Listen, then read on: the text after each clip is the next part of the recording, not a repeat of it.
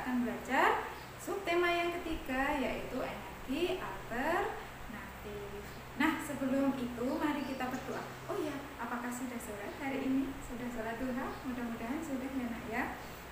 Sebelum memulai pelajaran, mari kita berdoa kepada Allah Subhanahu wa taala terlebih dahulu. Bismillahirrahmanirrahim. Allahumma inni as'aluka ilman nafi'an wa rizqan tayyiban wa amalan mutaqabbala. Alhamdulillah, hari ini kita akan belajar tema yang kedua, subtema 3 dengan muatan bahasa Indonesia, IPA dan IPS. Muatan pertama yaitu bahasa Indonesia. Nah, anak-anak, kira-kira gambar apa ya yang Bu Citra tampilkan? Betul sekali. Ini adalah gambar layang-layang. Oh iya, layang-layang itu bisa melayang karena adanya angin. Betul sekali. Nah, nanti ada sangkut pautnya apa tidak ya? Angin dengan energi alternatif. Nah, berikut adalah cara-cara membuat layang-layang. Pertama yaitu anak-anak harus menyiapkan bahannya dulu ya. 1. Kertas koran bekas berbentuk persegi ukuran 30 cm x 30 cm. 2. Bambu ukuran lebar 1 cm, panjang 80 cm. 3. Bambu ukuran lebar 1 cm, panjang 40 cm. Benang wol, gunting, dan lem. Nah, setelah bahan-bahan disiapkan, kemudian anak-anak tentu akan menerangkan bagaimana cara membuat. Cara membuat layang-layang. 1. Letakkan bambu secara menyilang. Anak-anak bisa melihat pada gambar ya. Nomor 2. Ikat bambu dengan menggunakan benang. Nah, ini rangka-rangkanya diikat dengan benang ya nak ya. Nomor 3. Ikat keempat ujung bambu dengan benang. Nah, diperhatikan benar-benar ya nak ya. Langkah nomor 4. Letakkan ikatan bambu di atas kertas koran. Jiplak. Nah, ini rangkanya diletakkan di atasnya koran, kemudian anak-anak menjiplak. Jangan lupa menambahkan 2 cm untuk garis gunting ya. Yang garis titik-titik itu tambahan 2 cm ya nak ya. Langkah ke-6, gunting kertas koran tepat di atas garis. Langkah ke-7, rekatkan kertas koran sampai menutupi bambu. Nah, anak-anak bisa melihat bahwa kertas koran tadi menutupi benang yang ada di sekitarnya kerangka layang-layang. Nomor 8, tambahkan ekor pada bagian bawah layang-layang dengan menggunakan guntingan kertas koran. Nah, direkatkan yang rapi merekatkannya ya nak ya. Nomor 9, buat lubang di tengah yaitu dengan penyilangan bambu. Bisa anak-anak lihat di gambar ya? Betul sekali. Nomor 10, masukkan benang dan ikat ke titik persilangan. Anak-anak hanya perlu mengikatkan benangnya pada bambu yang ada di tengah, yang persilangan itu ya nak. Terakhir, ikatkan ujung yang lain ke ujung bawah rangka. Nah, bisa direkatkan dengan rangka bawah. Nah, itu adalah langkah-langkah cara membuat layang-layang. Nah, kira-kira anak-anak kalau disuruh menulis cara membuat sesuatu, insya Allah bisa ya nak ya? Ya, insya Allah bisa. Untuk dapat terbang tentunya layang-layang memanfaatkan energi angin. Betul sekali. Kembali ke energi alternatif di sekitar kita.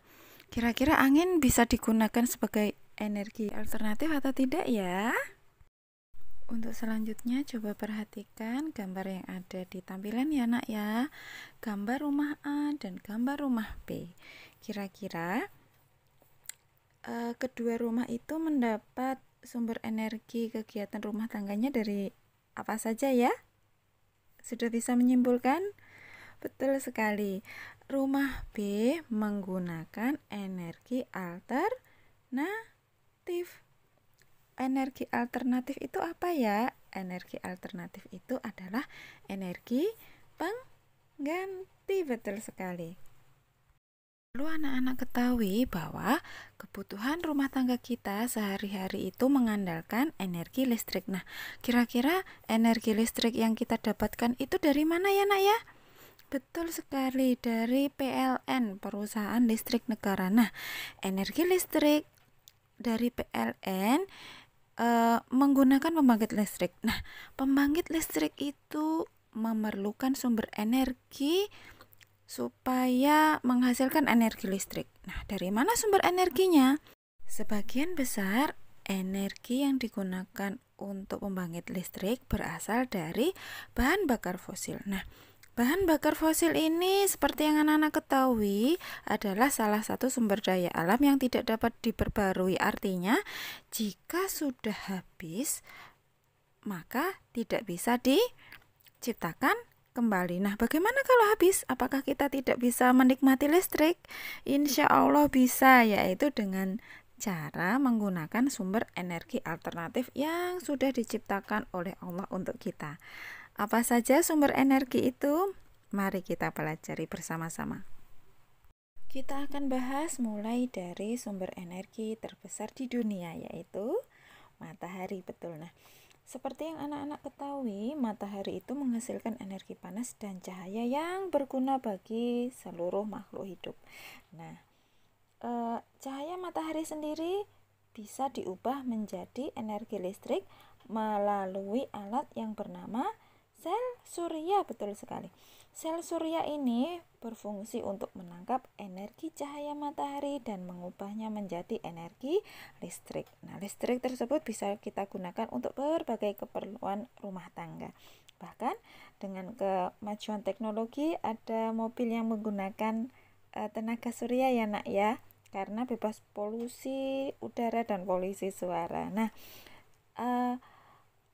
yang memanfaatkan energi matahari, pembangkit listriknya disebut pembangkit listrik tenaga surya. Yang kedua yaitu energi angin. Nah, dengan kemajuan teknologi, energi angin ini bisa digunakan untuk pembangkit energi listrik melalui pembangunan pembangkit listrik tenaga bayu. Betul sekali. Prinsip kerjanya yaitu mengubah energi angin menjadi energi listrik dengan bantuan kincir angin. Nah, putaran kincir angin itu akan menggerakkan alat generator yang disebut aerogenerator sehingga mampu menghasilkan energi listrik. Yang ketiga yaitu energi air. Nah, seperti anak-anak ketahui bahwa air itu menyimpan energi gerak apabila alirannya deras. Nah, derasnya aliran air ini yang digunakan untuk memutar turbin. Selanjutnya, turbin tersebut akan memutar generator yang akhirnya menghasilkan energi listrik. Nah, pembangkit listriknya anak-anak tahu yang menggunakan energi air. Betul sekali, pembangkit listrik tenaga air. Nah, besar kecilnya arus air ini mempengaruhi besarnya energi listrik yang dihasilkan oleh PLTA. Contohnya salah satunya yaitu PLTA Waduk Gajah Mungkur yang ada di daerah Wonogiri. Selanjutnya yaitu energi gelombang air laut. Nah, gelombang air laut ini juga bisa dimanfaatkan sebagai sumber energi alternatif. Prinsip dasarnya yaitu mengumpulkan energi gelombang untuk memutar turbin yang terhubung generator pembangkit listrik. Makin tinggi gelombang air laut, makin besar daya listrik yang dihasilkan. Nah, potensi gelombang laut ini ada di sekitar pesisir selatan Pulau Jawa dan Pulau Sumatera. Energi selanjutnya yaitu energi panas bumi. Energi panas bumi ini merupakan energi yang berasal dari lapisan batuan panas atau magma yang berada di perut bumi. Nah, energi ini bisa muncul dalam bentuk semburan gas alam, air panas, dan batuan kering panas. Nah, pembangkit listrik yang memanfaatkan energi panas bumi dikenal sebagai PLTP.